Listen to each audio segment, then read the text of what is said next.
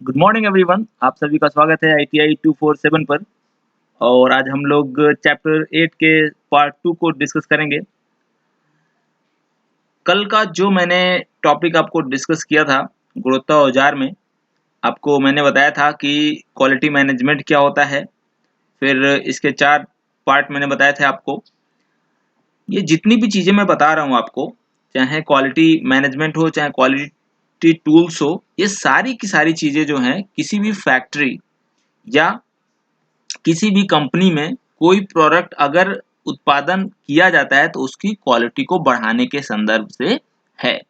ठीक है, तो जिन लोगों ने कल का वीडियो नहीं देखा है जाकर वो वीडियो जरूर देख लें। डिस्क्रिप्शन बॉक्स में लिंक दिया हुआ है और इसकी पीडीएफ आज मैं आप लोगों को सेंड कर दूंगा। और जिन्हें भी पीडीएफ नहीं मिलेगा वो मुझे इस व्हाट्सएप पे नोट्स फॉर पीडीएफ लिख के भेजेंगे तो मैं आपको ये पीडीएफ सेंड कर दूंगा। ठीक है, आज का जो टॉपिक हमारा है वो हम लोग यहाँ से शुरू करेंगे। इंटरनेशनल ऑर्गेनाइजेशन फॉर स्टैंडर्डाइजेशन, इसको हम लोग ISO बोलते हैं। हिंदी में इसको अंतर्राष्ट्रीय मानकीकरण संगठन कहा जाता है। ठीक है, तो इससे एक दो क्वेश्चन कभी कभी पूछ दिया जाता है। जो महत्वपूर्ण क्वेश्चंस होते हैं उसको मैं डिस्कस कर रहा हूँ। पहले बता दूं कि ये चीज क्या है, इसकी जरूरत क्यों पड़ती है। पूरे विश्व में जितने भी हमारे प्रोडक्शन होते हैं, उत्पादन होते हैं, तो उनको एक क्वालिटी का सर्टिफिकेट देने का काम ये संगठन करता है। और भारत सहित यह ये पुराना डेटा है, एक्चुअली 96 नहीं है। एक्चुअली मैंने इसको यहाँ पे इसलिए लिखा हुआ है क्योंकि 1-2 साल पहले क्वेश्चन आया था, तो यही ऑप्शन पुराने किताब से ये लोग उठाकर दे देते हैं, वही ऑप्शन सही मानते हैं। इस समय ये अपडेट होकर 164 हो गया है। तो अब अगर ये आपको क्वेश्चन में आता है तो आप लगाएंगे यहाँ पे 164 देश इसके सदस्य बन गए हैं। और जितने जितने भी देश सदस्य हैं इनके, ठीक है, वो लोग अपने देश में जितने भी उनकी फैक्ट्रीज हैं, जो उत्पादन होता है तो वो उसको ISO का प्रमाणित करवा लेते हैं। जैसे आपने देखा होगा मैगी चाहे कोई भी प्रोडक्ट होता है उस पर ISO का सर्टिफिकेशन होता है और ग्राहक होता है वही सामान खरीदता है जिस पर ISO का सर्टिफिकेट लगा हो। इसका हेडक्वार्टर जो है स्विट्जरलैंड में है, जेनेवा में। और 47 में फाउंड हुआ था ये लंदन में। 164 मेंबर हैं इसके। और इसका जो पर्पज है, उद्देश्य है इंटरनेशनल स्टैंडर्डाइजेशन। ठीक है, इसका पूरे अंतर्राष्ट्रीय स्तर पे उसको गुणवत्ता का सर्टिफिकेट देना। इसके 3 लैंग्वेज हैं ऑफिशियल। जो लैंग्वेज है इसके, एक इंग्लिश है, फ्रेंच है और रशियन है। ठीक। अच्छा, ITI की दृष्टि से आपको इसमें जो महत्वपूर्ण क्वेश्चंस आते हैं, एक क्वेश्चन इसी में से बन जाता है। ISO ये जो कोड है, यह कोड किसके लिए यूज होता है। सबसे पुराना जो कोड है उसको बोलते हैं हम लोग ISO 9000। ये 9000 की श्रेणी का, ये 9001 है। तो इसमें जो ये 9000 की जो श्रेणी का कोड होता है वो गुणवत्ता प्रबंधन से रिलेटेड होता है। मतलब क्वालिटी को, किसी भी प्रोडक्ट की क्वालिटी को इसमें हम लोग इंक्लूड कर सकते हैं। ये 14000 वाला जो सीरीज होता है ये सिर्फ और सिर्फ पर्यावरण से रिलेटेड सर्टिफिकेट देता है। 22000 वाला जो सीरीज होता है वो खाद्य सुरक्षा को देता है। समझ में आ रही बात। जितने भी खाने की वस्तुएं होती हैं, जैसे आपका मैगी हो गया तो उस पर आपका ISO 22000 वाला ही होगा। ठीक, कोई भी केक आता है या कोई भी खाने की चीज होती है उस पर हम लोग ISO 22000 वाला ही सर्टिफिकेशन लगाते हैं। इसी तरह चिकित्सा उपकरण के लिए 13485 है। एक ये इंपॉर्टेंट है आपका व्यावसायिक स्वास्थ्य और सुरक्षा। ये ITI से रिलेटेड है। हमारा जो विभाग का नाम है व्यवसायिक शिक्षा और कौशल विकास विभाग। तो जो भी फैक्ट्री होती हैं वहां पर जो सर्टिफिकेशन दिया जाता है वो 45,001 करके है ISO। और 50,001 करके जो आपका ISO है वो ऊर्जा प्रबंधन से रिलेटेड है। तो मैंने आपको ये शॉर्ट फॉर्म में बता दिया, आप लोग इसको थोड़ा सा बस दिमाग में रखिएगा। यहाँ पर इस चैप्टर से ज्यादा क्वेश्चन नहीं आते हैं ITI एम्प्लॉयबिलिटी स्किल में। बस एक मैक्सिमम क्वेश्चन आता है या 2 आपका मैक्सिमम आ जाता है, बहुत ज़्यादा इससे नहीं पूछा जाता है। तो इसीलिए मैं बहुत ही जल्दी-जल्दी इसको ख़त्म कर रहा हूँ, आप लोग बस समझते जाइए। भारत में जो स्टैंडर्ड अपनाया जाता है उसको हम लोग BIS के नाम से जानते हैं। देखिए, उसके पहले जो मैंने बताया था ISO, उसका भी फुल फॉर्म पूछ दिया जाता है। ISO का फुल फॉर्म क्या होता है तो मैंने वो बता दिया था आपको, वो पढ़ लीजिएगा। BIS का कभी भी फुल फॉर्म पूछ दिया जाता है तो the bureau of Indian standard, भारतीय मानक ब्यूरो बोलते हैं इसको, ठीक है। तो जो काम ISO अंतर्राष्ट्रीय स्तर पे करता है वही काम यह जो मानक है भारतीय स्तर पे करता है, ठीक है। इसकी खोज 1947 में हुई थी। इससे ज्यादा क्वेश्चन नहीं पूछे जाते हैं, बस फुल फॉर्म पूछा जाता है। बस मैंने यहाँ पे जिक्र कर दिया है, आप लोग इसको याद रखिएगा। एक वर्ड है आपका कैजन, ठीक है, ये महत्वपूर्ण है, इससे क्वेश्चन आते हैं, ये पूछा जा सकता है इस बार। ये एक जापानी शब्द है। सबसे पहले तो पहला क्वेश्चन ये बनता है कैजन कौन सा शब्द है, जापानी, जर्मन, स्पेनिश या इंग्लिश। तो जापानी शब्द है आपका, सबसे पहले जापान में हुआ था। इसका मतलब क्या होता है, काई का मतलब होता है चेंज, जेन का मतलब होता है गुड, ठीक है।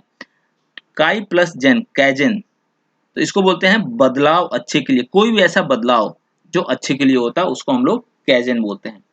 एक्चुअली कंपनियां इसका फॉलो करती हैं, मतलब कंपनियों में जितने भी आपके प्रोसेस होते हैं या काम होते हैं तो उनके अच्छे के लिए इसका उपयोग किया जाता है, ठीक है। किसी भी अच्छे बदलाव को कैजन कहते हैं।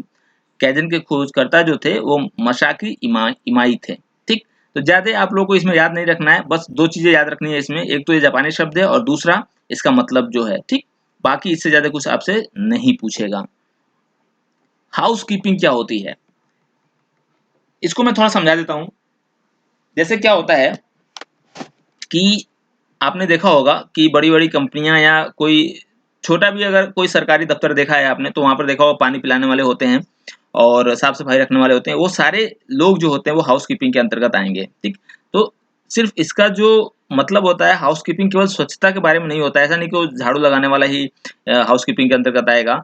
हाउस कीपिंग का मुख्य उद्देश्य सुरक्षित वातावरण के लिए स्वच्छता, गोपनीयता, स्वास्थ्य के बारे में सुनिश्चित करना है। मतलब कि चाहे कंपनी हो चाहे फैक्ट्री हो, वहां के वातावरण को पूरी अच्छी तरीके से सुचारू रूप से चलाने के लिए जो जो लोग काम करते हैं वो सब हाउस कीपिंग के अंतर्गत आते हैं, ठीक है। इनका काम क्या होता है, ड्यूटी क्या होती है, जिम्मेदारी क्या होती है, कमरे को स्वच्छ, लॉकर रूम को स्वच्छ, टॉयलेट, लाउंज, कॉरिडोर, हॉल, सीढ़ी, जितने भी आपके उस कार्यस्थल पे चीजें आएंगी उनको सारी की सारी चीजों को क्या करना, व्यवस्थित रूप से रखना। तो हाउस कीपिंग का काम क्या होता है कि जितनी भी सारी चीजें फैक्ट्री या कंपनी में हैं उनको व्यवस्थित रूप से रखना। आजकल इसका टेंडर भी निकलता है, कई लोग इसका एक तरीके से ठेकेदारी मैं बोल दूं ठेका लेते हैं कि अपने अंडर में 10-20 लोगों को रख के उस कंपनी में हाउस कीपिंग का प्रोजेक्ट ले लेते हैं, ठीक है। तो इनका काम यही होता है कि कंपनी को व्यवस्थित रूप से साफ रखना। अब इसी को फॉलो करने के लिए हाउसकीपिंग के अंदर एक संकल्पना आती है, उसको 5S संकल्पना के नाम से जानते हैं। ये भी जापान से इसकी उत्पत्ति हुई थी, जिसका मतलब होता है कि मैनेजमेंट तथा एम्प्लॉय के सहयोग द्वारा अपने कार्यस्थल, मशीन, उपकरण आदि के अच्छे रख रखाव एवं सुरक्षित रहकर कार्य करना 5S कहलाता है। बात आ रही समझ में? मतलब यहाँ पे 5S होते हैं, 1, 2, 3, 4 और 5। उन पांचों का अलग अलग मतलब होता है। पहले मैंने यहाँ पे इंग्लिश में लिख दिया है, सॉर्ट, छटाई करना, मतलब जो काम महत्वपूर्ण है वो करे, बाकी छोड़ दें। सेट इन ऑर्डर, यथास्थान व्यवस्थित रखना, मतलब कि जो सामान जहां पे रखा गया है उसको वहीं पर रखें और सजा कर रखें। शाइन, सफाई करना, साफ सफाई रखना।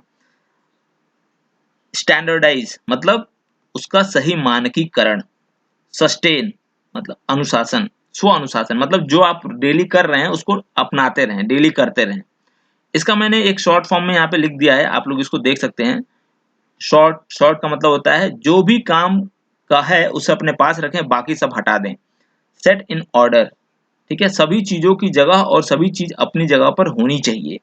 शाइन, उस क्षेत्र की सफाई जहां आप जरूरत की चीजें रखते हैं।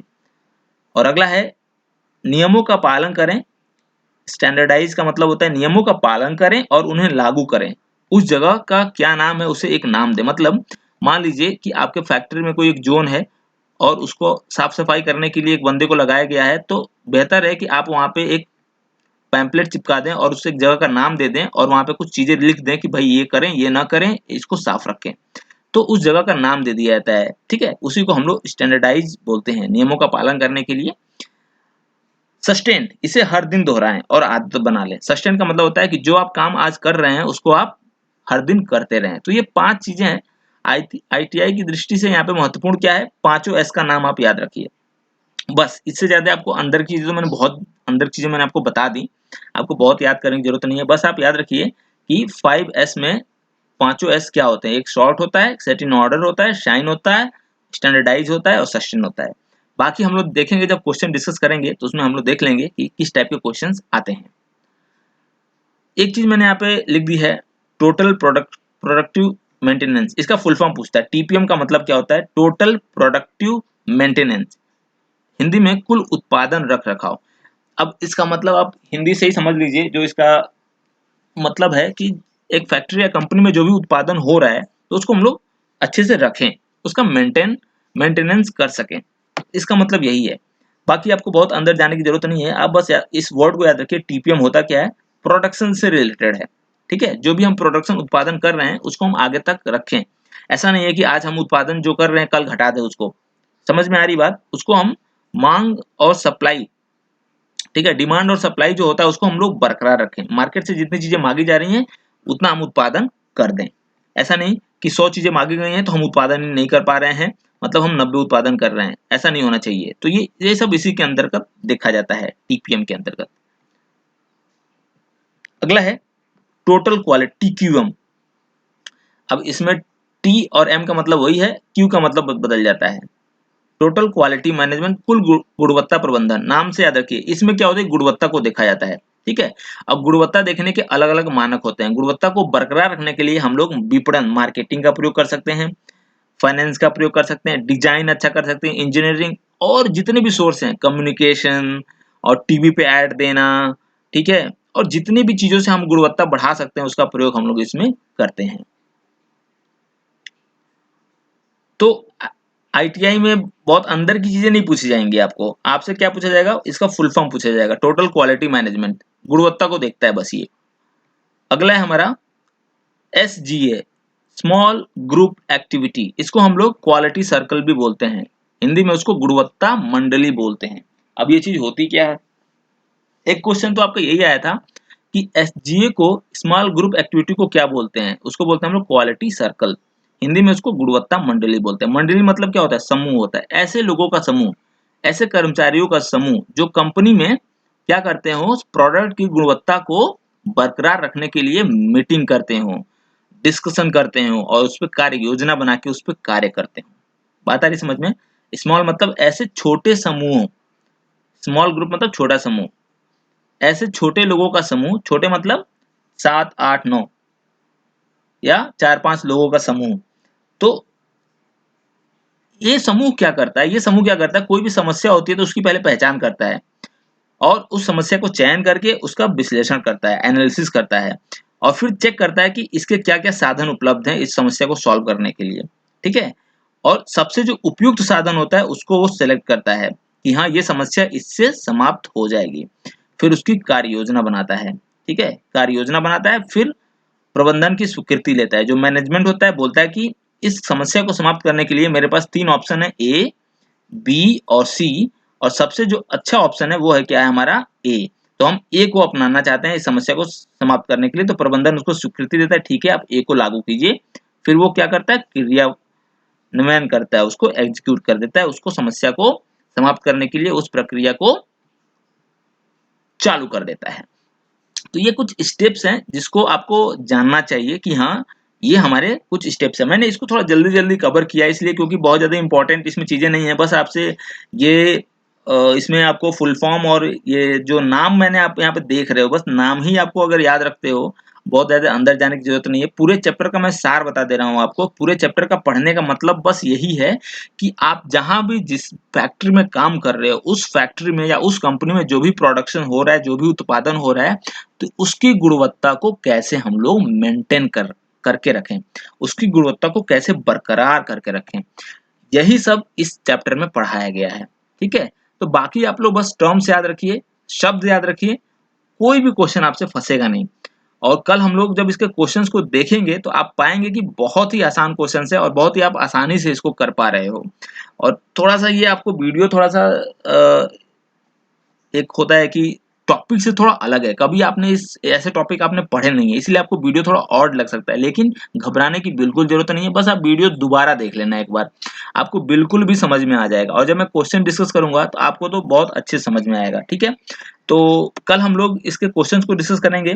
अभी फ़िलहाल के लिए जिन लोगों ने भी चैनल सब्सक्राइब नहीं किया है, तो यहाँ पे जो लोगो दिख रहा है आप उसको क्लिक करके चैनल को सब्सक्राइब कर लें और बेल आइकन को भी प्रेस कर दें, जिससे कि आपको नोटिफ़िकेशन मिलता रहे जब भी कोई नया वीडियो मैं डालता हूँ। और ये जो आपको प्लेलिस्ट दिख रही है यहाँ पे, उसको आप देखते रहा करें। एक खाली समय में एक नियम बना लें कि हमें डेली 1-2 वीडियो ऐसे ही टाइम पास के लिए देखना है, जिससे आपका ज्ञान बढ़ता रहेगा। तो कल मिलते हैं। Thank you so much.